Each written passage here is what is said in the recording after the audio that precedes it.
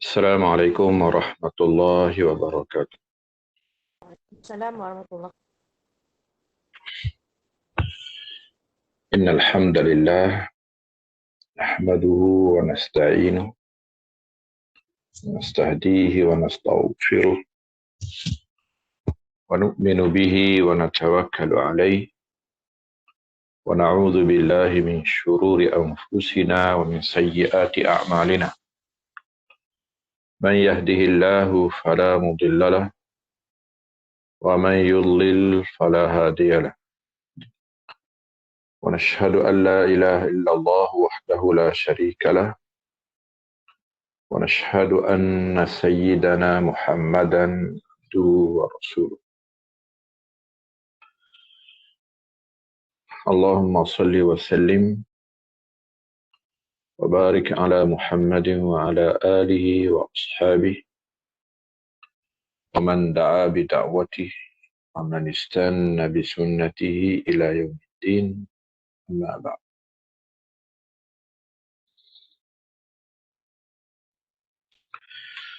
Jadi insya-Allah pada pertemuan terakhir kita lah nota D, kali keempat, pengantar pengajian hadis. InsyaAllah kita akan memberi tumpuan kepada fokus sebenar kepada pengantar pengajian hadis ataupun ulumul hadis, iaitulah pembahagian hadis dari sudut makbul dan mardud, diterima ataupun ditolak. Sebenarnya inilah dia kemuncak ataupun objektif terbesar daripada disusun, dirangka dan dibentuk keilmuan dan disiplin pengajian hadis dirayah ini, ataupun pengajian ulumul hadis, mustalah hadis.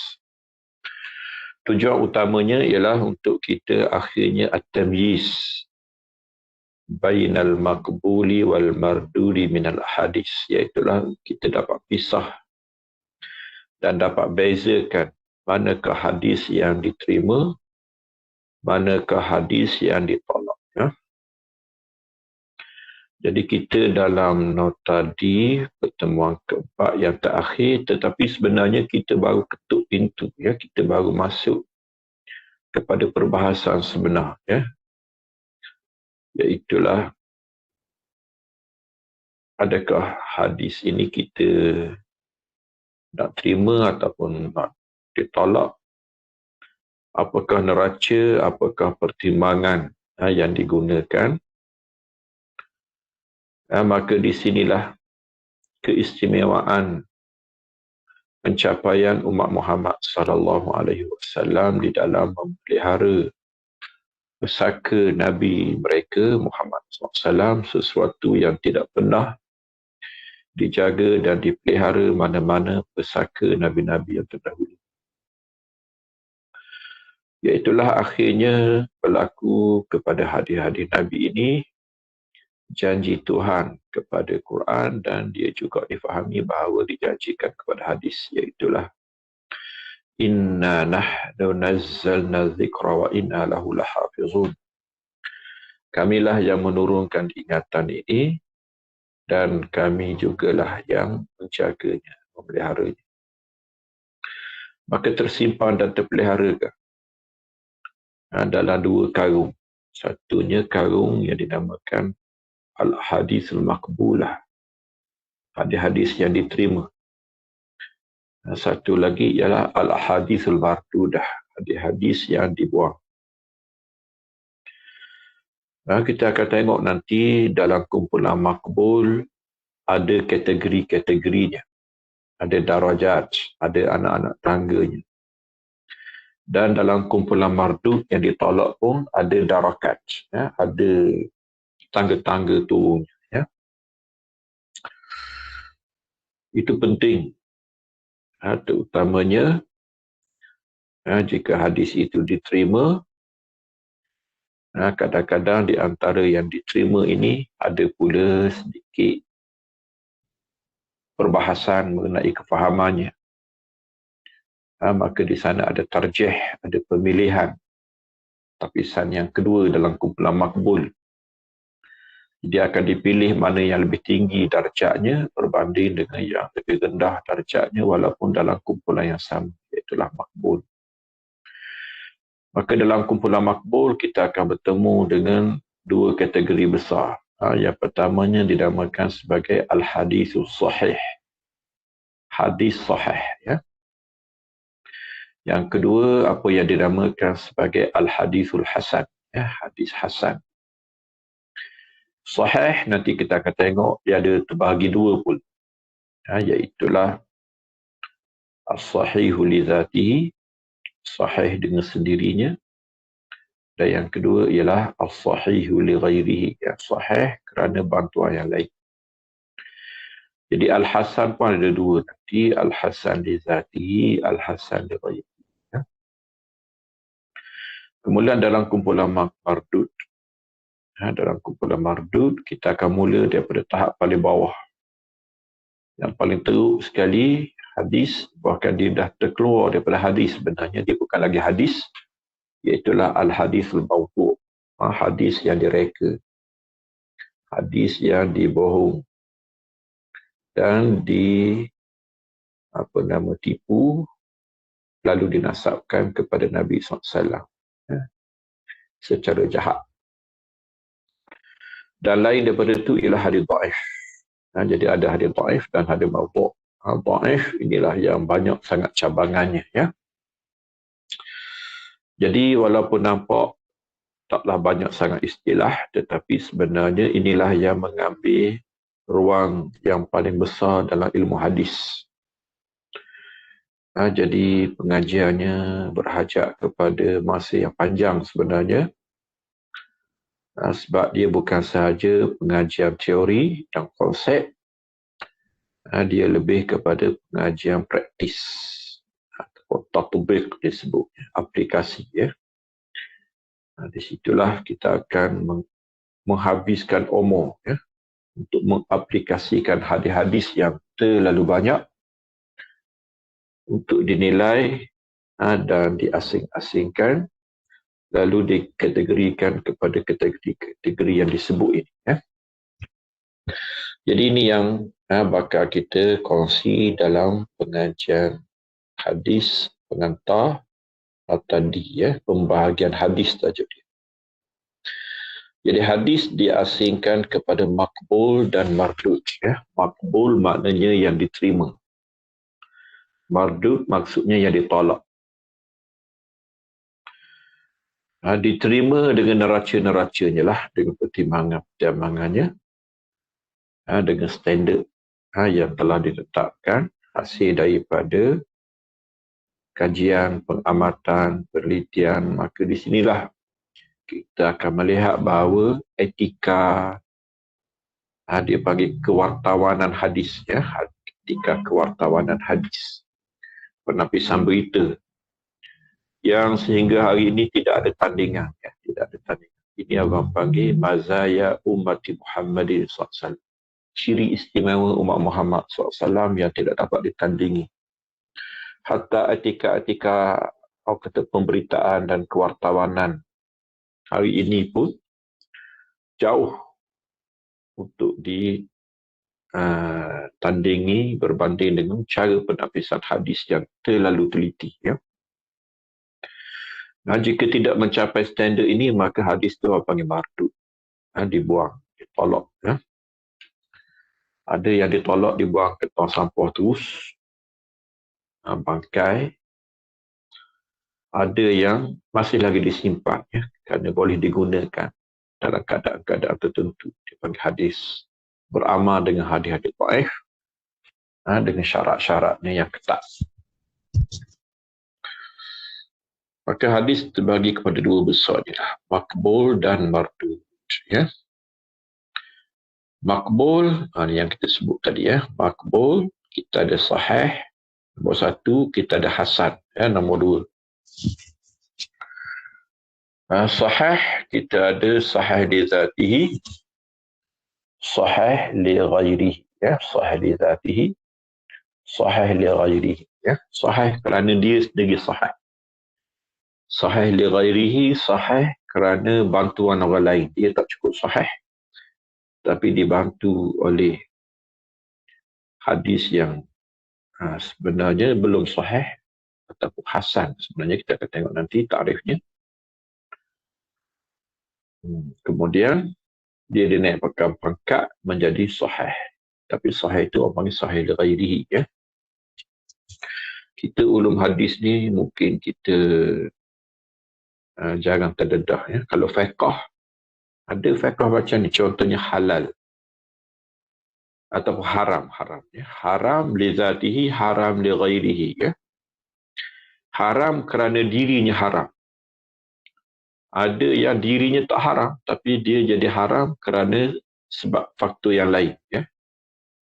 Contohnya arak. Itu memang haram kerana dia sendiri haram. Babi. Memang dia sendiri haram kerana dia babi khinzir. Tapi di sana ada yang nampak zahirnya tak haram. Macam sembahyang. Sembahyang apa haramnya?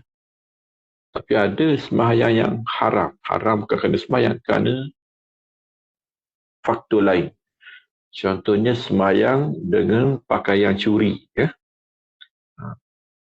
Sembahyang dengan sejadah curi. Contohnya.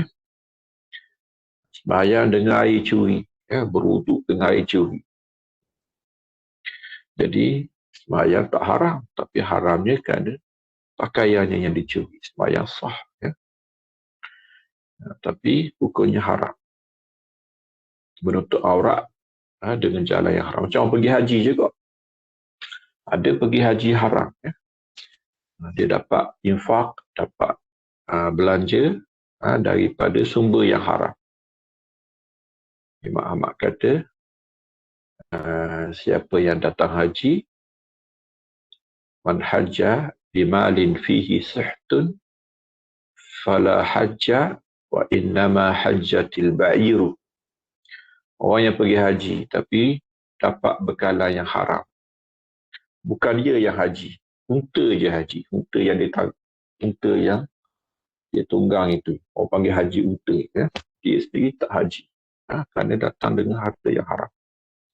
Jadi dia panggil haram li ghairihi. Haji mana haram. Tapi haram kerana faktor yang lain. Hasan pun begitu. Hasan dia ada li zatihi, li ghairihi. Hasan memang dia asal hasan ataupun hasankan yang lain. Okey. Kita tengok dulu pembahagian belah.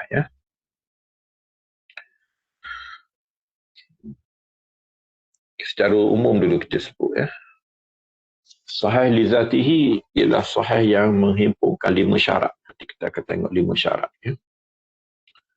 Sahih li ghairihi ialah hasan. Apa dia hasan? Hasan dia melengkapi 5 syarat. Kecuali syarat yang ketiga. Kita akan tengok nanti. Dia ada kurang sikit. Bukan hilang, tapi kurang sikit. Syarat dhabat. Syarat ketelitian. Itu kurang. Maka hadis jatuh daripada sahih kepada hasan. Kerana 5 syarat cukup. Tapi syarat ketiga, dia sedikit kurang. Jadi hasan, kalau dengan 5 syarat, kekurangan syarat ketiga, orang panggil hasan li zatihi. Tapi kalau dia banyak jalannya banyak,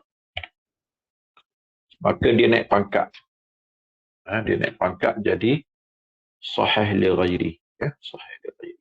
Jadi sahih li ghairi ialah hasan yang banyak bergabung, maka dia naik pangkat jadi sahih li ghairi. Kemudian hasan li ghairihi.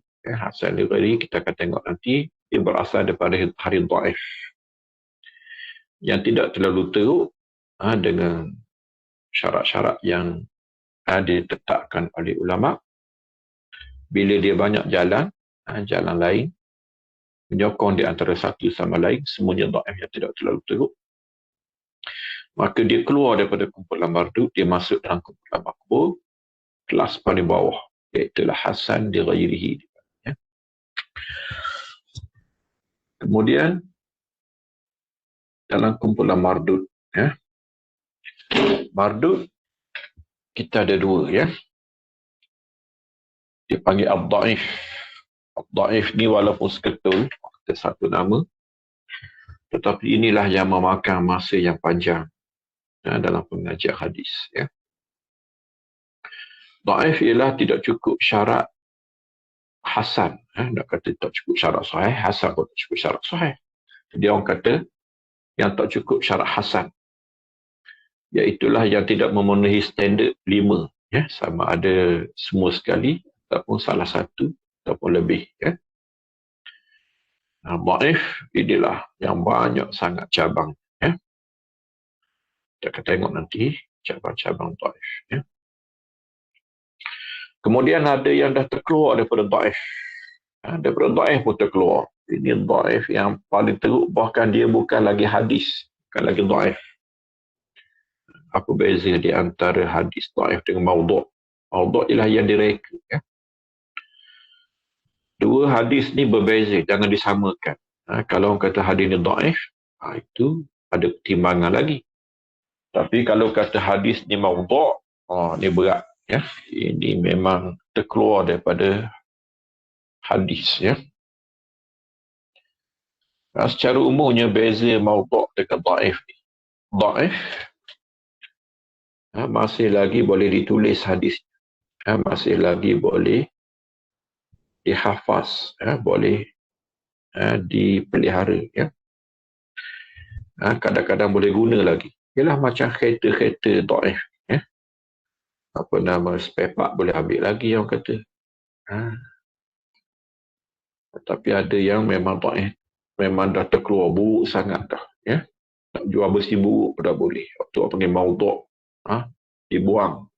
Itu memang dibohongi.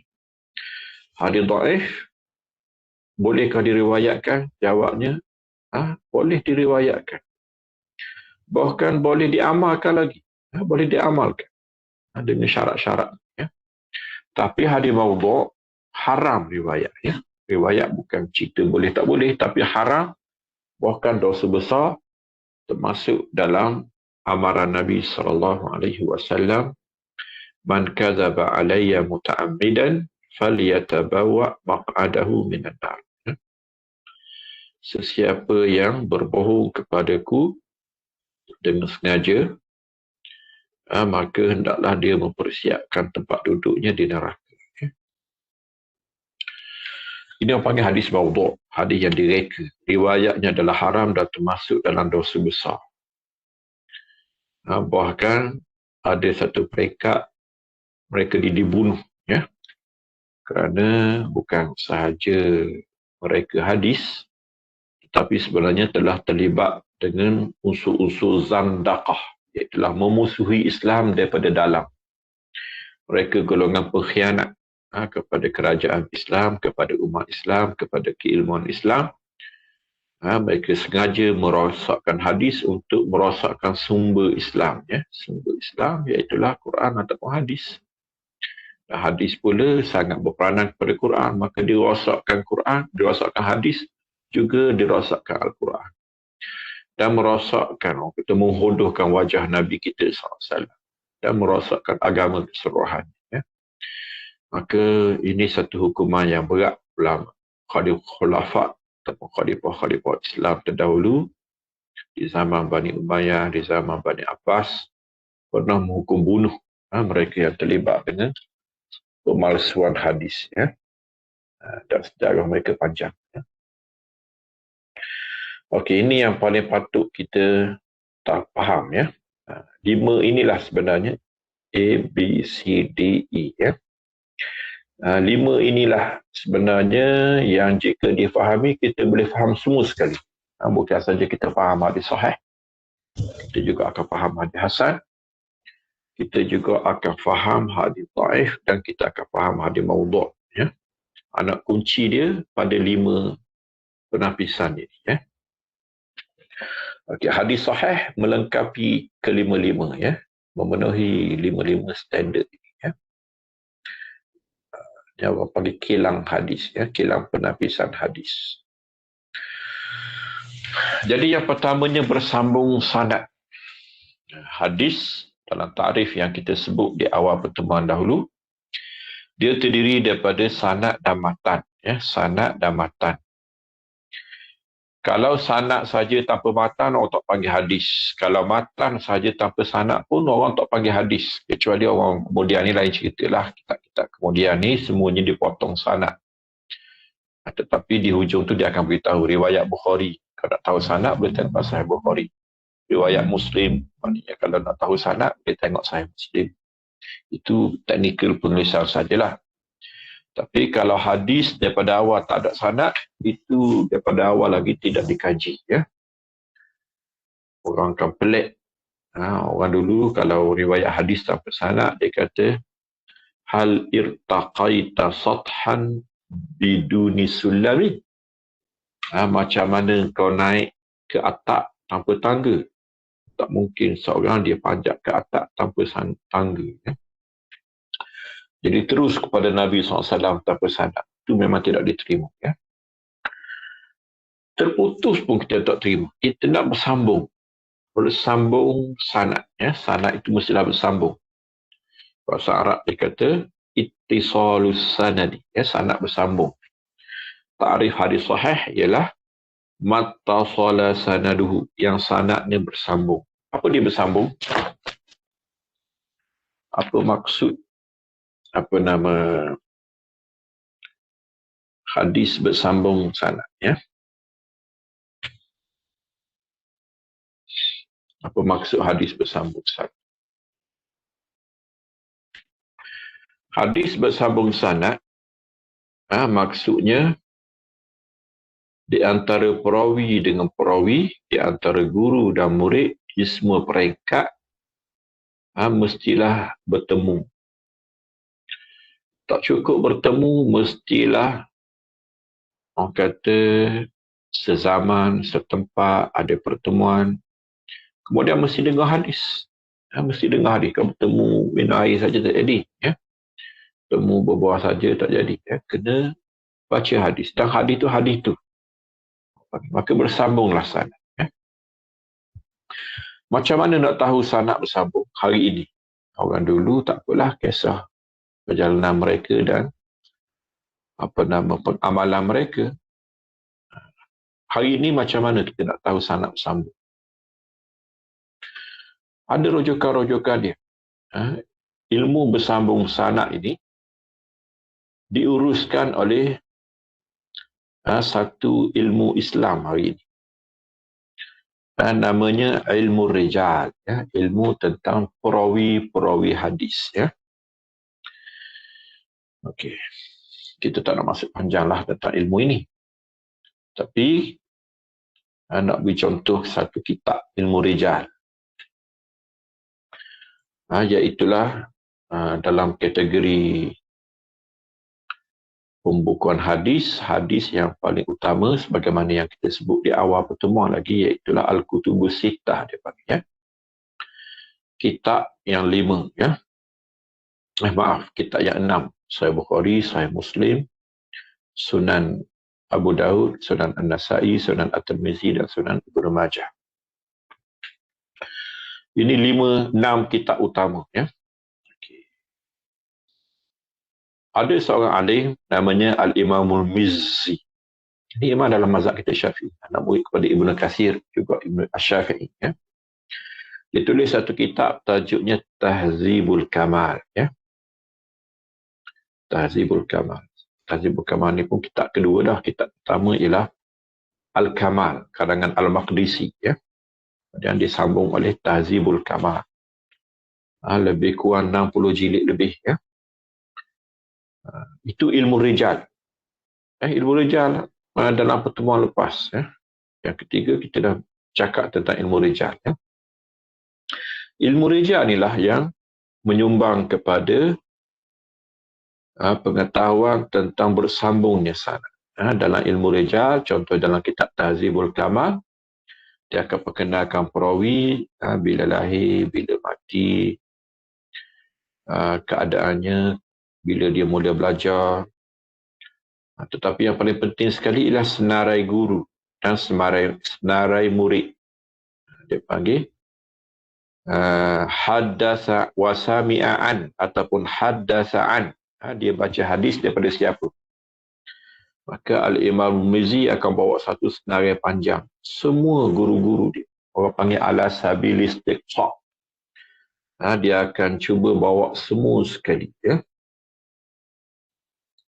Kemudian wahaddatsa anhu ataupun sami'a minhu, yang mendengar daripadanya, baca hadis daripadanya. Maka bermula satu senarai murid, ya. Senarai murid. Ala sabilis istiqsa' juga. Keseluruhannya dia akan bawa. Dia akan susun mengikut huruf abjad, ya. Jadi kita rujuk di situlah untuk melihat adakah perawi ini murid kepada perawi ini. Perawi ini adakah guru kepada perawi ini. Di setiap tabaqat, di setiap lapisan, kita akan pastikan bahawa murid bertemu guru, guru bertemu guru, guru bertemu guru, sehinggalah sampai kepada Nabi SAW. Ya.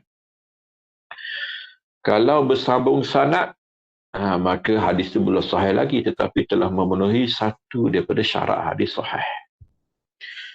Kalau terputus, maka orang panggil hadis dhaif. Terputus terus jadi dhaif. Ya. Terputus ada dua. Pertamanya terputus terang-terang. Memang nampak sangat terang-terang. Ya, macam saya kata, ini saya dengar daripada hantuah. Memang tipulah. Sebab bila pula saya jumpa hantuah. Ya. Ini saya dengar sendiri daripada para miswara. Ini memang tipu. Ya. Saya zaman bila? Para miswara zaman bila? Itu memang tipu. Itu inqita' zahir. Terputus yang jelas. Ada inqita' khafi. Terputus yang kurang jelas. Ya. Perlu dikaji. Ya. Ini ada ilmu-ilmu yang mengkaji. Ya. Contohnya ni saya dengar sendiri daripada Mahathir. Contoh. Saya sekarang, saya kata saya dengar sendiri daripada Mahathir. Ni saya memang sempat dengan Mahathir. Mahathir tahu lahir tahun bila, Mahathir tahu mati tahun bila, saya lahir bila, saya mati bila. Tengok ada pertemuan tahun. Tempat pun, saya pernah pergi Kuala Lumpur, Putrajaya, Mahathir pernah sampai Terengganu. Ada pertemuan ke? Ni syak. Kadang-kadang tak ada pertemuan. Walaupun betul sezaman, setempat, tapi tak pernah bertemu. Ataupun kalau bertemu pun bukan hadis. Ataupun kalau hadis pun bukan hadis tu. Maka tu ada perbincangan-perbincangan. Dipanggil inqita' khafi. Ini ada ulama'-ulama' yang dapat mengesan. Mereka dengan pengalaman mereka, dengan pengamatan mereka dan dengan mahfuzat, marwiyat, ya. Himpunan riwayat-riwayat yang mereka ada, mereka dapat buktikan bahawa hadis ini betul-betul bersambung ataupun terputus. Ya. Maka ini orang panggil dalam kumpulan hadis dhaif kerana hadis itu terputus. Kemudian perawi yang adil, ya, perawi yang adil. Perawi yang adil dan yang ketiga perawi yang dhabit, ya. Perawi adil, perawi dhabit. B dengan C ini diuruskan oleh satu ilmu. Kita pun dah cakap dalam pertemuan yang lepas, dia panggil ilmu al-jarhi wa ta'dil. Ilmu al-jarhi wa ta'dil, ilmu postmortem. Jarah maknanya cederakan, ta'dil maknanya jahit semula, ya. Jadi perawi ini kita tak melihat dia secara zahir sahaja. Tak berpada dengan nama, keturunan, kerja, negeri, tempat lahir, tempat mati, guru, murid. Sekarang ni kita ada satu lagi pengkelasan kepada perawi ini, iaitulah adakah dia adil. Adil ni berkait dengan syakhsiah, berkait dengan agama dia. Kalau agama bagus, melakukan yang wajib, meninggalkan yang haram, tidak melakukan dosa besar, tidak berterusan melakukan dosa kecil tak nak elok lah. Tapi kalau berterusan, maka dia orang panggil fasik, fasik tolak hadis, Jadi dia tengok kepada kepribadian dahulu, sebelum daripada tengok ketelitian dan kelancarannya. Ataupun satu lagi yang berkait dengan keadilan juga ialah maruah. Kadang-kadang agama dah bagus, tapi maruah dia hilang. Dengan sebab dia terlibat dengan syubhah contohnya. Ataupun dia melakukan perkara yang mencarikan kepercayaan orang. Ataupun mencarikan adat dengan maksud pelik-pelik tak. Tapi contohnya tak pakai baju. Duduk kedai kopi tak pakai baju. Kalau orang dulu tak pakai payah boleh kira dah, tapi lah ni tak pakai payah tak ada masalah. Cuma kalau tak pakai baju, pelik benar lah. Dari segi hukum tak haram tak pakai baju. Orang lelaki dia, dia pakai seluar pendek je. Antara pusat dengan lutut dia pakai. Tapi orang tengok pelik. Kalau ustaz pula lagi pelik, main ngajar sejik pakai seluar pendek. Tak ada masalah. Dari segi hukum syarak dia lepas dah. Di antara pusat dan lutut. Tapi tak pakai baju bulu. Jadi orang nampak tidak bermaruah. Jadi itu pun dinilai seorang perawi yang tidak bermaruah. Jadi perawi mestilah adil. Iaitulah bagus dari segi agama dan bagus dari segi maruah dengan orang. Agama dengan Tuhan, maruah dengan orang. Yang kedua ialah dari sudut akademik. Dari segi disiplin penyampaiannya. Adakah dia dhabit? Dhabit maknanya banyak betul. Kata betul semua sekali itu payahlah. Tapi banyak betul. Setelah dinilai, setelah buat jadual, berapa hadis yang diambil, berapa rakan yang bersama dengannya, tiba-tiba banyak hadisnya berbeza daripada rakan-rakannya. Sedangkan rakan-rakannya orang-orang yang dipercayai. Jadi hadis dia pun dianggap salah, tersilap. Sebab ditengok juga majoriti. Kebanyakan orang tulis hadis ni dengan lafaz sekian-sekian. Tiba-tiba dia dalam kelas yang sama mari dengan lafaz yang lain. Dibandingkan tiba-tiba dia berbeza. Dia seorang je dengan lafaz yang dibawanya. Orang lain bersepakat dengan lafaz yang lain. Jadi dia ni ganjil. Jadi perawi yang tidak dhabit, tidak teliti. Tak teliti ni banyak peringkat juga. Ini pun termasuk dalam hadis dhaif. Hadis dhaif kerana dhabit. Tadi kita tak cakap pasal hadis dhaif dengan sebab hilang keadilan. Sebenarnya hadis maudhu' mari daripada B inilah. Pembohong kepada hadis Nabi, ini hadisnya maudhu'. Dia kehilangan keadilan. Dia telah melakukan dosa paling besar dan jenayah yang berkait dengan hadis secara khususnya, iaitu menipu hadis Nabi SAW. Maka itu hadis bukan saja dhaif, dah jadi maudhu'. Dan termasuk juga orang perawi yang fasik. Itu walaupun hadis tak panggil maudhu', dia panggil mungkar. Ataupun perawi yang berbohong dalam percakapan biasa. Belum sabit dia berbohong dalam hadis. Ini pun dipanggil hadis mungkar juga. Semua hadis-hadis yang ada masalah, perawinya ada masalah adalah, maka hadis itu dhaif teruk. Dhaif yang tidak boleh dipakai lagi. Sama ada maudhu' ataupun dhaif yang teruk semuanya. Dhabit boleh bincang lagi. Kalau perawi itu dari segi agama bagus, dari segi maruah bagus, cuma hafalannya kurang, maka dia dhaif jugalah. Tapi dhaif yang masih lagi boleh diambil iktibar, dipanggil boleh ditulis, dicatat. Kalau ada sokongan, dia boleh naik pangkat, dan dia boleh diamalkan. Dia panggil dhaif yang tidak terlalu dhaif. diamalkan dalam ruang-ruangnya lah. Bukan semua ruang. Dalam ruang-ruang yang diizinkan. Ya. Jadi, dhabat ini syaratnya lebih ringan daripada adalah. Adalah berat. Berkait dengan adalah dan dhabat ini satu ilmu yang menguruskan. Yang kita cakap dalam pertemuan lepas, iaitulah ilmu jarhi wa ta'dil. Mujarah dan ta'dil dia akan melihat perawi. Kali ini bukan saja pada nama dan pada nasab, keturunan, negeri dan sebagainya. Dia akan melihat dari segi nak diterima ataupun nak ditolak hadis ini dengan sebab adalah dan dhabat.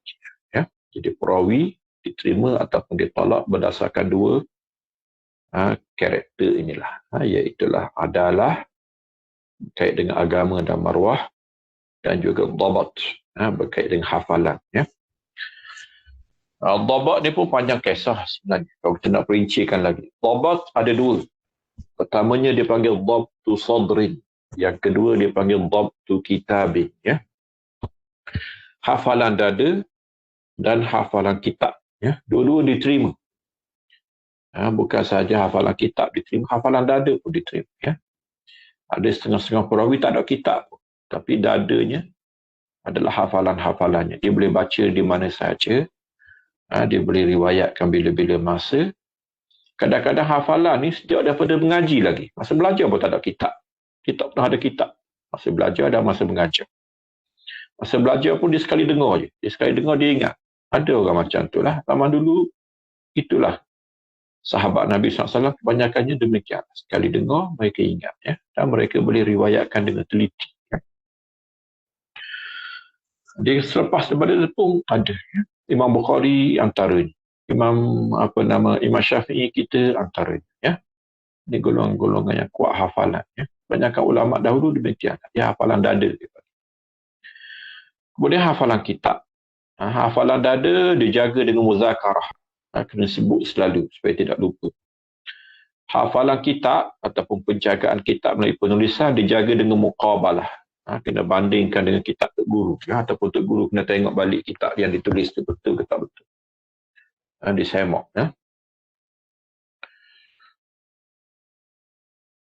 Jadi ini yang berlaku lah. Dari segi perawi, adil dan dhabit. Ya. Kemudian kita ada D dan E. Ya. Tiga syarat pertama ni orang panggil syarat sanad. Ya. Syurutul isnad. Ittisalus sanad, adalatul rawi, dhabtul rawi. Ya. Keempat dan kelima, ini orang panggil syarat matan. Ya. Biasanya berkait dengan matan. Walaupun ada hubungan juga dengan sanad. Ya. Yang pertamanya dia panggil tanpa illah, yang tanpa syuzus. Sebenarnya terbalik ni. Ya. D itu sepatutnya tanpa syuzus, tanpa illah. Okey, saya terang secara teori sajalah. Ya. Sebab ini perbahasan panjang belakangnya. Ya. Apakah hadis syaz, apakah hadis mu'allal, ataupun hadis ma'lul, ataupun hadis mu'al. Ya. Syuzus apa dia? Okey. Ini saya makan kali kedua orang panggil. Hadis yang tadinya, yang telah bersambung sanad, yang telah diriwayatkan oleh seorang yang adil, yang telah diriwayatkan oleh seorang yang dhabit, disemak sekali lagi. Pertamanya, disemak dhabit itu macam mana. Ya. Dhabit ini orang panggil markah umum. Ya. Markah keseluruhan. Contohnya markah keseluruhan di 80%. 80% daripada hadisnya adalah sahih. Ataupun hasan, ataupun makbul kita kata. Maka dia ni siqah. Ya, boleh diterima. Okey, itu secara umum. Tapi kena ingat, 80% betul, maknanya ada 20% salah. Dia ni secara umumnya bagus. Tapi kena hati-hati, ada 20% salah. Syuzus ialah mengesan kesalahan seorang yang dhabit. Ya? Seorang yang siqah, dipercayai, agamanya bagus, hafalannya bagus. Tetapi dia ada kesalahan. Dhabit, kita nak kata 100% tak boleh. Ya? Ini manusia. 1% ni roket atik je, ya. Malaikat bolehlah. Manusia tak ada sempurna. Tuhan terima kita dengan kelemahannya, ya. La yukallifullahu nafsan illa wus'aha. Khuliqal insanu dha'ifah, ya. Ma ja'ala 'alaikum fid dini min haraj. Jadi tidaklah disyaratkan 100% untuk diterima seseorang dalam ilmu hadis. Tetapi 80% kita kata okey dah lah. 75% boleh dah, 85 boleh dah, 90 boleh dah. Tapi kita tak naklah kita nak hadis ni biarlah termasuk dalam 80. Jangan masuk yang 20% yang dia salah, 80% yang dia betul dan 20% yang salah. Jika dikesan hadis ini termasuk dalam 20% yang dia salah, maka hadis ini orang panggil syaz. Syaz dalam istilahnya dipanggil al-hadithul ladzi rawahu as-siqatu mukhalifan liman huwa awsaqa minhu. Disyuzuz ila mukhalafatu siqah liman huwa awsaqu minhu. Hadis yang diriwayatkan oleh seorang yang siqah, seorang yang adil lagi dhabit, tetapi berbeza dengan yang lebih siqah daripadanya. Jadi kita dah buat perbandingan hadisnya secara umum betul dia ni banyak betul daripada salah 8/10. Tapi ini termasuk dalam 2 hadis 2/10 yang dia salah, ya. Jika dikesan dia panggil syuzuz. Hadis syuzuz ialah hadis dhaif, bukan hadis dhaif yang teruk, ya. Dhaif yang teruk. Kemudian wala illah, ya. Hadis yang tidak ada illah. Illah maknanya penyakit dalaman. Penyakit dalaman hadis, ya. Ini biasanya disemak syarat pertama tadi, iaitulah perawi yang bersambung sanad, ya. Jadi kita kata hadis ini bersambung. Ya, hukum bersambung ni pun ada zahir dan ada khafi, tersembunyi tadi yang kita kata, ya. Jadi kadang-kadang kita menyangka bahawa hadis ni marfu'. Hadis ni daripada sahabat kepada Nabi SAW, contohnya, ya. Tapi bila dinilai oleh ulama, didapati bahawa hadis ni tersilap dirafakkan. Sebenarnya sahabat ini tidak menasabkannya kepada Nabi pun. Ya. Suara tak berapa clear, Ustaz. Tak apa jelas, Ah. Tak apa jelas. Lepas tu nak buat mana ni? Yang tadi. Macam clear dah, Ustaz. Takut sikit. Tu lah. Ya. Tak apa, nanti yang tak clear tu kita akan hantar rekod, ya. Tengok rekod lagi, Okay. Rasa tak ada masalah ni, ya.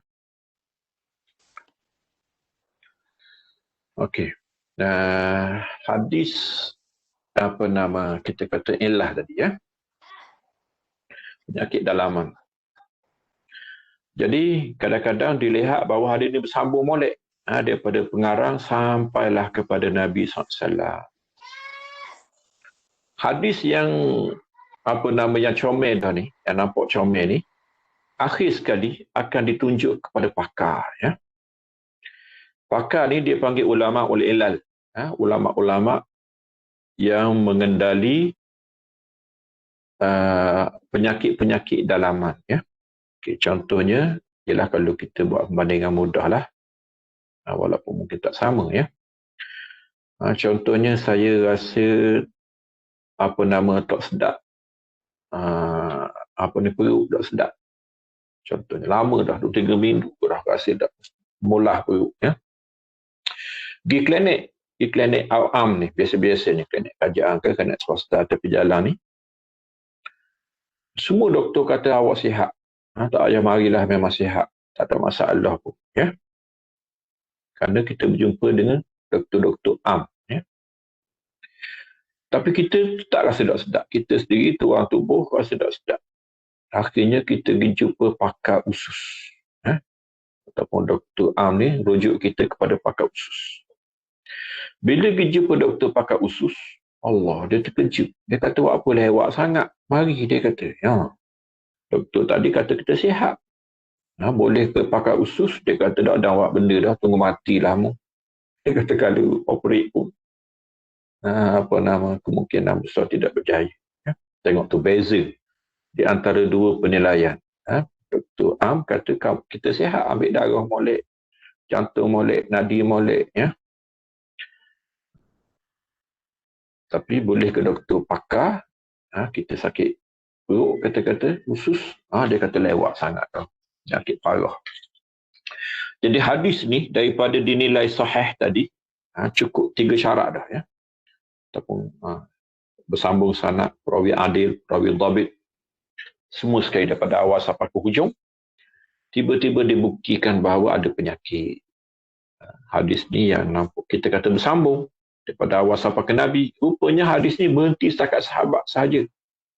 Tersilap orang yang menyandarkannya kepada Nabi SAW. Sahabat tu tak kata pun kepada Nabi, dia setakat sahabat. Maka hadis ini sebenarnya yang sahih, dia hanya mauquf. Dia bukan marfu'. Begitu juga hadis yang kadang-kadang disangka hadis marfu', tetapi dia mursal. Tabi'in itu tak sebut pun nama sahabat. Dia terus kepada Nabi SAW. Tapi ada riwayat bawa nama sahabat.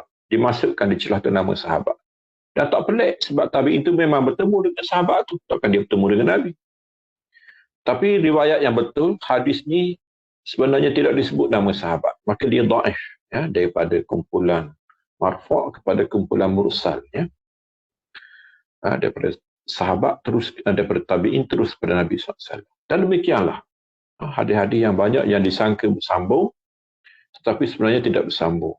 Ialah bab bersambung terputus ni, kalau yang tersembunyi itu memang sangat sukar, sebab ialah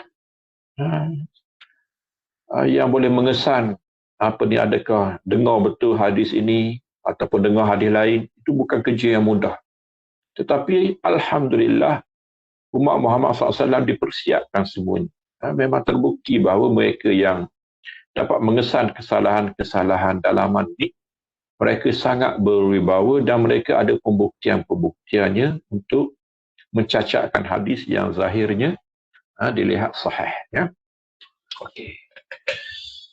Jadi kalau hadis ini telah mencapai standard ini, melepasi kelima-lima syarat, maka orang panggil hadis ni hadis sahih. Jadi sebab itulah bukan mudah untuk mensahihkan sesuatu hadis. Dan bila hadis itu telah dinilai sahih, maka jangan dianggap bahawa hadis ini tidak sahih lah. Sebabnya dia telah melalui satu proses yang sangat ketat. Sebab tu bagi ahli hadis macam Sahih Bukhari. Sahih Bukhari ni, kalau kita mengaji, kalau tak mengaji ilmu hadis, maka kita baca lebih kurang gitu je. Tapi kalau mengaji hadis, orang panggil mulut Nabi itu berbau lagi. Sahihnya hadis tu, daripada Bukhari sehinggalah kepada Nabi SAW, bersambung dengan cara yang paling teliti, dengan cara yang paling tekun, paling dijaga, dipelihara, maka seperti Nabi SAW sedang bertutur. Itu kita dah baca dulu kan, hadis Nadarallahu mra'an, Tuhan segarkan wajah seorang pembaca hadis yang sahih. Ni hari ni kita ibaratkan macam sayur Cameron Highland di Pasar Terengganu. Jadi sayur tu walaupun dah sampai Terengganu tapi segar macam di Cameron Highland. Dia masuk daripada kebun dengan cuaca sejuknya, masuk lori pun lori tutup molek dan dijaga cuacanya, kadar suhunya, sejuknya. Kemudian dia sampai Terengganu pula cepat-cepat akak masuk ke kawasan sejuk juga. Akhirnya kita makan strawberry tu, walaupun 2-3 hari perjalanan, tapi segar kita, macam baru ambil kebun Cina di Cameron Highland. Ataupun kita makan sayur, carrot ataupun tomato tu, kita rasa segar macam baru ambil di kebun. Walaupun 2-3 hari dah. Kerana dijaga rapi suhunya. Itu orang kata sayur. Tapi ini sebenarnya lebih sihat, lebih sahih daripada itulah. Kerana kita tahu hadis-hadis yang dinilai sahih oleh ulama-ulama, terutamanya kalau macam Bukhari, kalau macam Muslim, maka orang panggil bau Nabi itu ada lagi.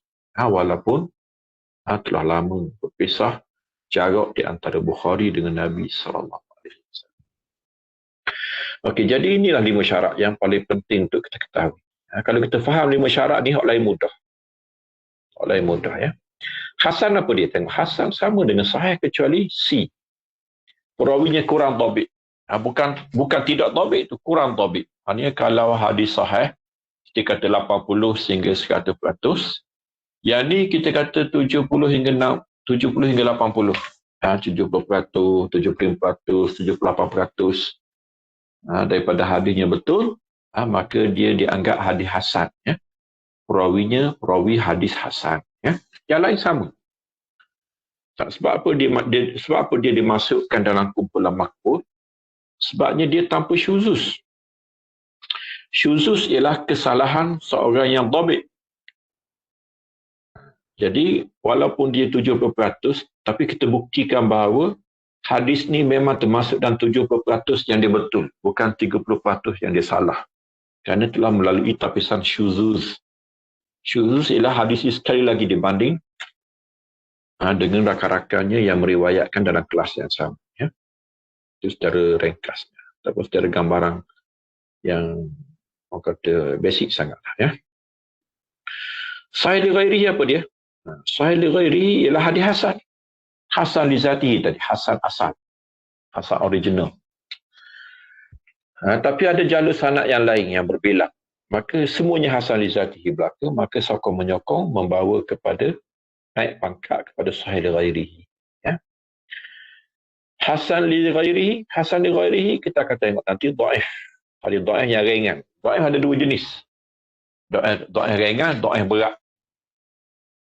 Macam nak tahu ringan berat? Kalau berkait dengan adat orang dhabat, itu ringan orang panggil ringan. Ya. Kalau berkait dengan adalah itu berat. Kesalahan yang berat. Kalau dhaif dengan sebab bersambung terputus sanad, itu kebiasaannya ringan juga. Ya. Kecuali yang terputus teruk sangat. Ya. Macam mu'dal dan sebagainya. Ya. Jadi kita akan tengok. Ya. Jadi hadis dhaif yang ringan memiliki beberapa jalur sanad yang semuanya ringan-ringan belaka, maka dia hadis itu terkeluar daripada kumpulan mardud kepada kumpulan makbul, dinamakan hadis hasan li ghairihi. Ya. Hasan li ghairihi. Okey. Kemudian kita masuk dalam kumpulan hadis mardud. Mardud ialah yang tidak memenuhi 5 syarat tadi. Ya. Hadis jika tidak memenuhi 5 syarat tadi, sama ada semua sekali itu memang dhaif lah. Ataupun salah satu pun dah cukup. Salah satu pun dah cukup. Kalau 2 pun memang dhaif. Ya. Jadi tidak melengkapi 1 ataupun lebih daripada 5 syarat ataupun semuanya, maka hadis itu ialah hadis dhaif. Ya. Kemudian hukum hadis dhaif. Hadis dhaif, hadis sahih kita beritahu pula hukum. Hadis sahih, hadis hasan, lawan kepada inilah. Ya. Hadis hasan hukumnya memberi faedah zan dan amal. Ya. Hadis dhaif tidak memberi faedah zan dan amal. Okey. Ini beza antara hadis dhaif ataupun hadis mardud dengan hadis makbul. Ya, hadis mardud dhaif dia tidak memberi zan dan amal. Ya. Hadis sahih hasan memberi ilmu zan. Apa dia zan? Kenapa tak kata yakin? Yakin orang panggil muta'azzir, sesuatu yang mustahil. Yakin ni ilmu Allah Ta'ala lah. Hari akhirat nanti baru yakin. Atau muka dunia ni tak ada yakin. Semuanya zan. Contoh kita semayang. Cukup syarat. Cukup rukun. Daripada takbir sampai beri salam. Sah ke semayang kita? Kita kata sah. Dalam fiqh mudah kita kesan zon. Tapi yakin ke? Kata tak lah yakin, tapi zon lah. Sangkaan kuat bahawa sah. Yelah nak yakin lah ke mana? Kiblat pun tak yakin dah. Kiblat tu. Awak kata kau ni belakang kiblat. Kita ukur kiblat dia kau ni. Tapi yakin ke? Betul ke? Kita ngadak tu betul-betul sampai ke Mekah. Betul-betul sampai ke Kaabah. Zon saja. So, cukup jihad, sudut. Kata belah barat, kiblat belakang. Ya? Walaupun tak sampai ke Kaabah lah. Sebab kalau nak sampai ke Kaabah, nak sampai ke Mekah, itu mustahil. Itu bukan manusia lagi. Tuhan angkat daripada kita kepayahan. Ma ja'ala alaikum fiti haraj. Tuhan tak jadikan agama ini kepayahan. Jadi nak sampai darjat yakin itu payah. Jadi ilmu hadis pun begitu. Kalau kita kata hadis itu sahih, taklah yakin. Tapi dengan panduan, dengan pedoman, dengan ketelitian dan dengan kemampuan seorang manusia biasa, itulah yang dikatakan sahih secara zon. Yakin temu Tuhan kayak gila. Baru tahu yakin. Dan memberi faedah amal. Jadi hadis sahih boleh diamalkan. Dari segi akidah, dari segi fiqh, dan juga dari segi tasawuf akhlak, ya, fadail, qisas, mawaiz, targhib wa tarhib, galakan dan menakutkan itu semua termasuk dalam yang boleh diamalkan dalam hadis sahih. Hadis dhaif, inilah dia tidak memberi ilmu zan. Maka dia jadi syak, turun daripada zan kepada syak, kepada waham. Itu dah boleh pakai adalah. Kita hanya dimaaf setakat zan sahaja. Adapun rendah daripada itu tidak dipakai. Dan tidak boleh diamalkan. Hadis dhaif tidak boleh diamalkan. Tapi nanti kita akan tengok. Adakah secara mutlak tidak boleh diamalkan? Sebenarnya ada hadis dhaif yang boleh diamalkan. Dan bahkan bukan adalah banyak. Sebenarnya hadis dhaif yang diamalkan kerana memenuhi 3 syarat yang disebut oleh ulama kita. Yang terakhir sekali ialah Al-Hafiz Ibnu Hajar dalam kitab dia Nukhbatul Fikar menyebut 3 syarat penggunaan hadis dhaif. Disebut juga oleh Imam Nawawi. Imam Nawawi sebut dalam kitab Arba'in Muqaddimah, dalam Riyadhus Salihin Muqaddimah, dalam Al-Azkar, Azkar panjang dia sebut, mempertahankan kebolehan dan keharusan beramal dengan hadis dhaif jika memenuhi 3 syarat. Yang pertamanya dhaif yang tidak terlalu teruk. Tadi kita cakap dhaif ada 2, teruk dan tak teruk. Kalau dhaif tak teruk, itu memenuhi syarat pertama. Yang kedua,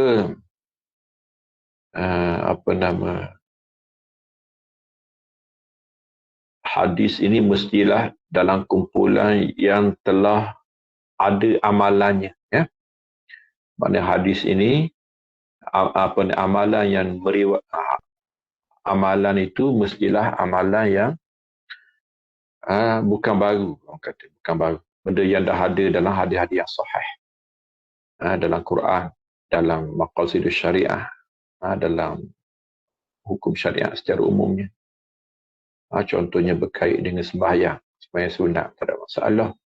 Puasa sunat tak ada masalah. Baca Quran tak ada masalah. Tapi jangan pelik sangat.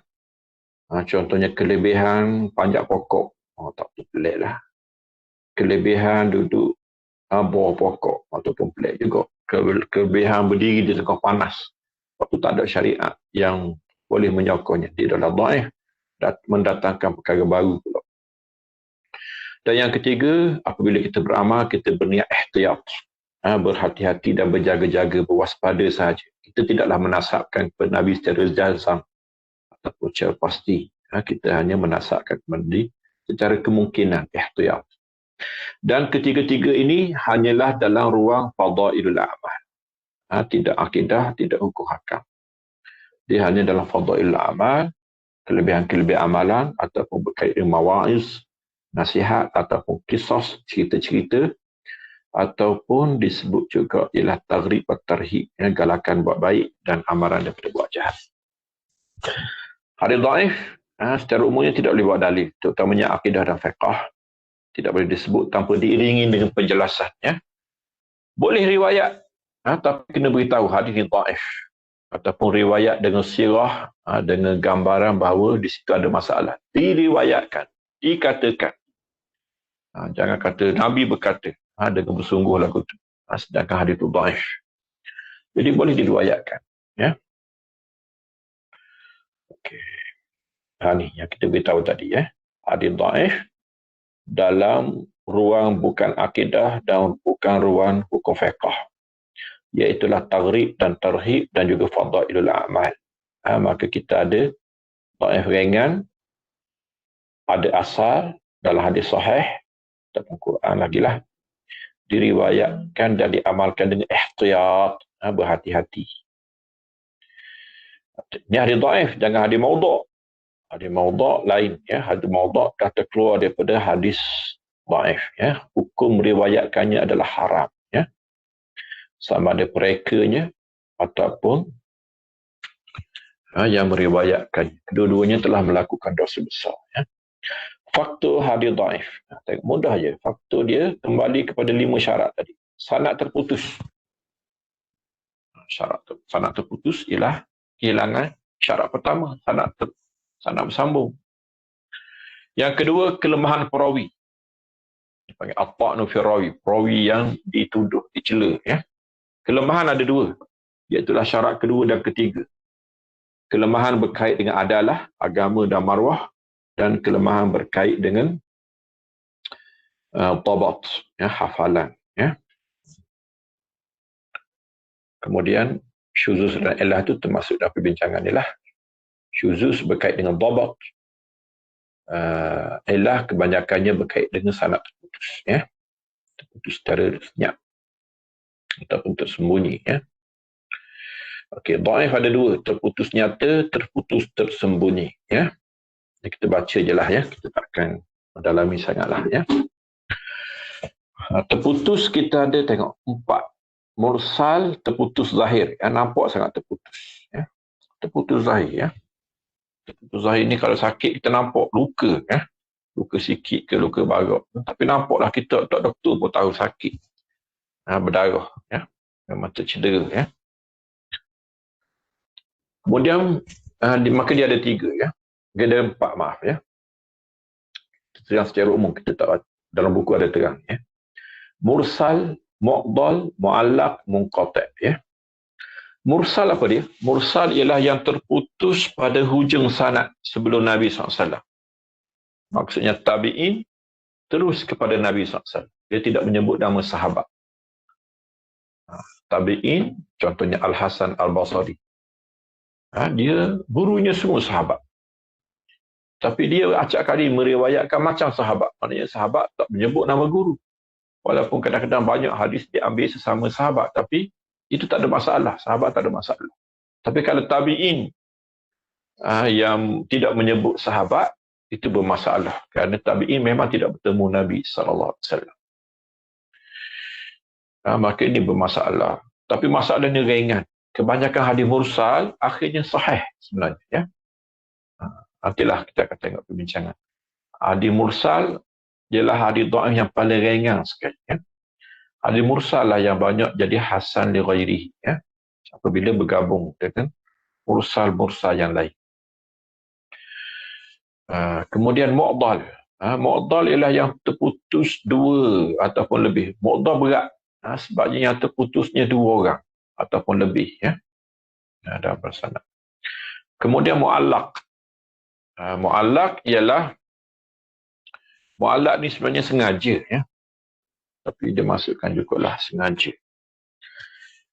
Sahih Bukhari banyak melakukan mu'allaq. Imam Bukhari dalam sahih dia, yang sahih dalam Sahih Bukhari ialah yang bersambung sanad daripada awal sampai hujung. Dia panggil usulul Bukhari, asal Sahih Bukhari. Tetapi kadang-kadang ada juga hadis dalam Sahih Bukhari yang sengaja dipotong sanad. Biasanya sebelum dia menyebut hadis yang bersambung, ditajuk. Tajuk kadang-kadang dia bawa hadis-hadis secara mu'allaq. Sengaja dia potong. Dia ada sanad, dia sengaja dia potong supaya dia tidak mengiktiraf hadis itu sebagai hadis dalam Sahih Bukhari. Cuma sebagai tajuk saja. Jadi mu'allaq mana tergantung. Daripada Bukhari terus kepada Ibn Abbas. Dia kata, qala Ibn Abbas. Mana Bukhari jumpa Ibn Abbas. Ataupun qala Rasulullah SAW terus. Jadi yang terpotong daripada pangkal sanad dan pengarang sampailah ke atas sehingga seorang ataupun dua orang saja disebut. Kadang-kadang sahabat, kadang-kadang tabi'in, kadang-kadang Nabi SAW sahaja. Ya. Maka hukum asalnya dhaif. Ya, tetapi sebab terputus sanad lah. Tetapi sebenarnya mu'allaq ni pun dhaif yang tidak teruk. Kalau mu'allaq dalam Sahih Bukhari kebanyakannya sahih akhirnya. Tapi bukan sahih menurut Bukhari lah. Sahih yang lebih rendah darjatnya oleh ulama-ulama yang lain. Kalau mu'allaq dalam Sahih Bukhari, semuanya dibawa sanad akhirnya oleh Ibn Hajar. Ibn Hajar dia bukan sahaja syarah Bukhari dengan Fathul Bari, dia juga memberi sumbangan kepada membawa sanad-sanad mu'allaqat, sanad-sanad yang terputus, yang sengaja ditaklikkan oleh Imam Bukhari. Kitab dia nama dia Taghliqut Ta'liq, menutup sanad-sanad yang mu'allaq dalam Sahih Bukhari. Dia bawa sanad dan dia buktikan bahawa kebanyakannya, kalau tidak semuanya, ialah hadis-hadis yang sahih ataupun hasan, ataupun kalau dhaif yang tidak terlalu memang boleh diamalkan. Ya. Munqati' ialah yang terputus sanad yang belum ada nama. Ya. Terputus kat mana-mana, yang bukan mursal, yang bukan mu'dal, yang bukan mu'allaq, namanya munqati'. Ya. Okey, yang ni saya tak nak terang lah. Ya. Dhaif yang terputus secara tersembunyi. Yang ini berkait dengan ilmu illah. Ilmu ilal, ya. Kita ada mursal sahabi, kita ada mudallas, ya. Okey, mungkin ini yang terakhir kita kongsi, ya. Okey, iaitulah dhaif disebabkan kelemahan perawi. Dalam buku kita ni pun, buku kita ni antara tajuk yang patut dibacalah, dan biasanya ada soalan, iaitulah perbahasan terakhir berkenaan dengan hadis maudhu', ya, muka surat 100. Sehinggalah ke akhir tu ada kisah hadis maudhu', ya. Hadis maudhu' tajuk yang terakhir kita lah, tetapi sebenarnya hadis maudhu' lah tajuk pertama hadis kalau kita tahu, ya. Ulum hadis kenapa muncul? Kita dah bercakap di awal dulu. Dia muncul kerana fenomena pemalsuan hadis, ya. Hadis dipalsukan, hadis direka, dibohongi, maka berlakulah usaha gergasi ulama Islam menyelamatkan hadis dari segi riwayah, dari segi dirayah, dan disusun mustalah-mustalah, dan disusun teknik-teknik, dan juga sina'ah, teknologi untuk mengawal hadis. Tujuan pertamanya ialah jaga hadis daripada hadis palsu, ya, kerana fenomena pemalsuan hadis, ya. Sebagaimana yang selalu kita sebut, kita sangat berterima kasih kepada musuh. Syukran ayyuhal a'da. Terima kasih wahai musuh. Mereka mengancam buruk kepada hadis dalam ilmu kita ini. Akhirnya muncul ilmu hadis. Ilmu hadis muncul kerana pembohong-pembohong inilah. Jadi kelemahan perawi yang paling teruk ialah berkait dengan din, agama. Dan dalam urusan agama yang paling teruk ialah kazib, berbohong. Berbohong dosa besar, menjadikan fasik. Dan pembohongan yang paling besar ialah al-kazibu ala Rasulillah sallallahu alaihi wasallam. Ya. Berbohong kepada Nabi sallallahu alaihi wasallam. Berbohong kepada Nabi, hadis tu namanya hadis maudhu'. Yang kedua paling teruk ialah orang yang berbohong tetapi bukan berbohong kepada Nabi, berbohong kepada percakapan biasa, maka dia dalam hadis dia dituduh berbohong. Dia panggil al-muttahamu bil kazib. Maka hadisnya orang tak panggil maudhu', hadisnya orang panggil mungkar. Jadi ini kita sebut dua contoh hadis dhaif yang datang daripada kelemahan perawi, ataupun dipanggil at-ta'nu fil rawi, dicela dan dicacatkan seorang perawi pada adalahnya itu utamanya, ya. Jadi hadis maudhu', ya. Hadis maudhu' saya cadang kita baca, ya. Baca daripada buku teks kita ini. Faktor-faktor kemunculan hadis maudhu'. Kenapa dia muncul, ya. Saya rasa kita pun ada kerja, kan. Antara kerja yang kita cadang tu ialah menulis tentang hadis maudhu'. Faktor kemunculan. Kenapa hadis maudhu' direka, ya. Banyaklah kumpulan-kumpulan mereka ini. Ya. Ada dengan sebab faktor politik. Ya. Faktor pertama yang mereka hadis ialah faktor politik. Iaitulah apabila Syiah ingin menyerang ahli sunnah. Lalu mereka mencipta hadis-hadis tentang kelebihan Sayyidina Ali dan menghina Abu Bakar, Umar, Aisyah dan sebagainya. Ya. Jadi pembohong pertama kepada hadis Nabi ialah Syiah. Sampai sekarang Syiah terkenal sebagai mazhab pembohong kepada hadis-hadis Nabi SAW. Dan tajuk yang pertama mereka ialah tentang kelebihan Ali. Ya. Kemudian barulah muncul kerana mazhab-mazhab yang lain. Qadariyah mereka hadis, Murji'ah mereka hadis. Kemudian ada pula mereka hadis dalam fiqh. Ya. Mazhab-mazhab yang ta'assub, mereka hadis untuk memenangkan pendapat-pendapat fiqh mereka. Ya. Kemudian ada pula faktor pemalsuan kerana mengampu. Politik jugalah, politik mengampu. Ya. Mengampu raja-raja, menyokong polisi-polisi kerajaan ataupun hobi, ya, minat-minat kerajaan pun. Ada seorang tu dia masuk jumpa seorang khalifah yang bermain dengan merpati. Dia pun reka hadis tentang kelebihan bermain merpati. Ya.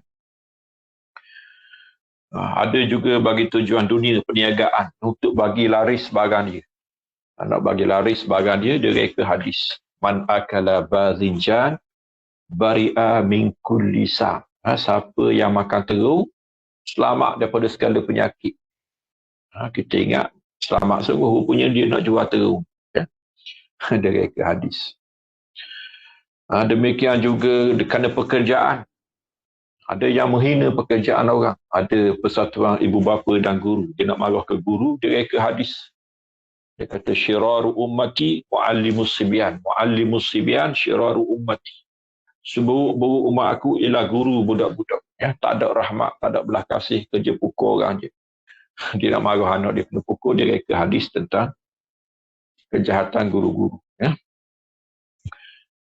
Ada kerana ta'asub perkampungan, ada juga kedaerahan, kesukuan. Dia kata Tuhan, Inna Allaha idza ghadiba takallama bil arabiyyati wa idza radiya takallama bil farisiyyati. Hadis Parsi. Ya. Dia kata Tuhan kalau dia tenang dia akan bercakap bahasa Parsi. Kalau dia marah, dia mengamuk, dia akan bercakap bahasa Arab. Jadi kelebihan bahasa Parsi berbanding dengan bahasa Arab. Ada yang reka kerana jantina, ada orang lelaki dia nak hina orang perempuan. Ada reka hadis. Dia kata syawiruhunna wa khalifuhunna. Kalau mu nak tahu pendapat yang betul, mu tanya orang puan. Bila orang puan beri satu pendapat, maka pendapat yang betul ialah pendapat di sebalik. Dia berkata syawiruhunna wa khalifuhunna. Tanya orang puan, kemudian lawan orang puan. Dia kata. Jadi itu menghina jantina. Macam-macam faktor reka hadis. Ya. Dan yang paling parah sekali ialah golongan wa'as dan qusas. Ini kerana dipercayai. Golongan yang duduk atas mimbar. Duduk di atas mihrab. Duduk di atas pentas-pentas ceramah. Tujuannya igrab wal ishar. Ya, supaya dia pelik daripada orang dan supaya dia masyhur lebih daripada orang. Tak nak baca hadis innamal a'malu binniyat. Semua orang dah tahu. Tak nak baca hadis adilun nasihah, semua orang boleh baca. Dia akan reka hadis-hadis yang kadang-kadang panjang lebar, yang kadang-kadang sangat pelik, sangat luar biasa. Dia adalah pelepo lara orang panggil. Bukan tok guru, bukan ustaz. Mendakwa ustaz lah, pakai serban besar-besar, jubah besar-besar, kononnya orang zuhud. Mereka hadis-hadis di pentah-pentah ceramah tujuannya untuk menarik perhatian orang dan mendapat kemasyhuran. Ya. Dan di sana juga rekaan hadis yang datang daripada zuhad, golongan yang zahid kononnya, yang suka beramal. Dia reka hadis tentang kelebihan baca Quran, ya, kelebihan sembahyang malam. Dia reka hadis. Tujuannya baik, tetapi telah melakukan kerja yang paling buruk, paling berdosa besar. Iaitulah mereka hadis Nabi SAW. Ada yang reka tentang kelebihan Quran. Surah demi surah. Semua surah ada kelebihan dia. Dia dibunuh akhirnya. Orang tanya dia, kenapa kau reka hadis? Dia kata, aku tengok orang duk sibuk dengan fiqh Abu Hanifah. Fiqh dengan tasawuf, seorang yang disebut nama. Tinggalkan Quran, kitab Tuhan. Jadi aku nak supaya mereka kembali ke kitab Tuhan, tinggal kitab orang. Jadi letak hadis-hadis palsu. Ini pun di antara yang paling bahaya. Dan demikianlah banyak faktor yang membawa kepada hadis palsu. Antara tajuk yang bagus dalam buku kita ni ialah buku surat 101 itu, kaedah-kaedah penentuan hadis maudhu'. Macam mana kita nak kesan hadis itu hadis maudhu'. Ini kita ada 1, 2, 3, 4, 5. Ini yang disebut oleh Ibnul Qayyim dalam kitab dia Al-Manarul Munif fi Sahih wa Dhaif. Cara nak beza di antara hadis maudhu'. Tengok kaedah yang pertama, dia kata kalau dia sendiri mengaku, itu tak ada masalah lah. Yang kedua, ayat tu lemah, struktur ayat tu tak munasabah. Sedangkan hadis ni mestilah datang dengan struktur ayat yang kukuh. Nabi orang yang paling fasih bercakap, dan Nabi orang yang paling tinggi nilai seni bahasa Arab. Tiba-tiba datang dengan bahasa yang nampak sangat bahasa bukan orang Arab, bahasa reka. Bertentangan dengan akal yang waras. Ada. Macam contoh dia bawa ni. Inna safinata Nuh tafat bil baiti sab'a.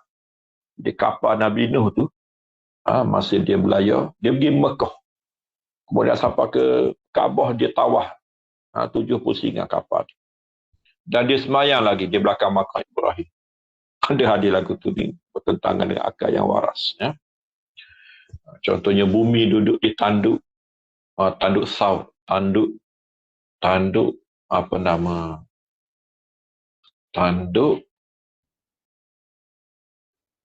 lembu jantan.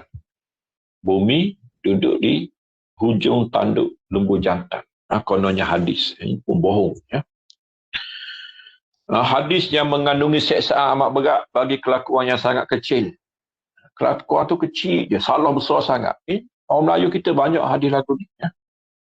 Contohnya orang puang keluar seorak rambut. Apa dah salah dia?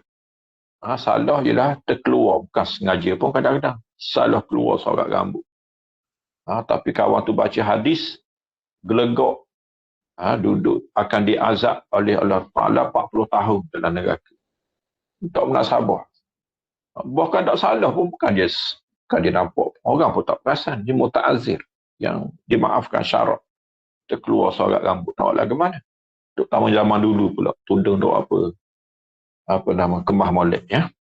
Tiba-tiba salah dihukum besar sangat. Macam kafir. Macam Abu Jahal salah. Ataupun sebaliknya. Kelebihan sangat besar bagi amalan yang sangat sikit. Ini pun orang Melayu kita banyak. Kalau bulan Ramadan tu, ada orang baik-baik pula tolong sedekah cetok. Kelebihan 30 Ramadan. Malam pertama, seperti dia mendapat pahala Maryam melahirkan Isa. Dia kata. Malam kedua, seperti keluar bersama Musa. Malam ketiga, seperti Nabi Zakaria yang dibunuh. Jadi besar sangat pahala. Kalau orang cerdik, pakai pergi semalam dah lah. Ialah nak jadi Nabi Musa, habis umur. Dia pergi malam kedua je, jadi Nabi Musa. Ataupun malam pertama, pergi dah malam kedai. Sebab jadi Maryam dah. Maryam nak jadi Maryam susahan. Kita pergi malam pertama, dah jadi Maryam. Malam ketiga, malam keempat, direka-reka hadis-hadis tentang kelebihan yang melampau bagi amalan yang tidak seberapa. Kemudian yang terakhir disebut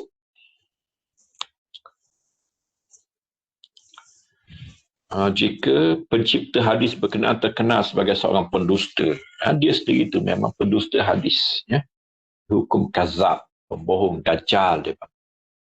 Pereka hadis.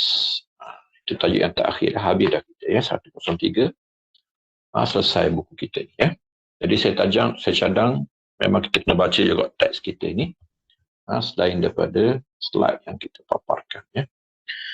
Jadi saya rasa sekadar itulah apa yang kita bentang, ya. Apa yang sempat kita bentang. Dan saya nak rekodkan rakaman ni, insyaAllah saya akan edit, ya.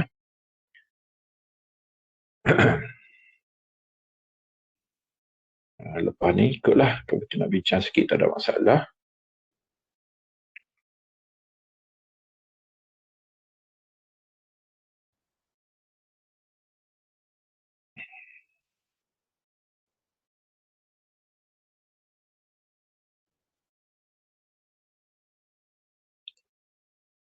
Jadi sekadar itulah, wassallallahu ala sayyidina Muhammadin wa ala alihi wa ashabihi wa sallama tasliman katsira. Subhana rabbika rabbil izzati amma yasifun wa salamun alal mursalin walhamdulillah.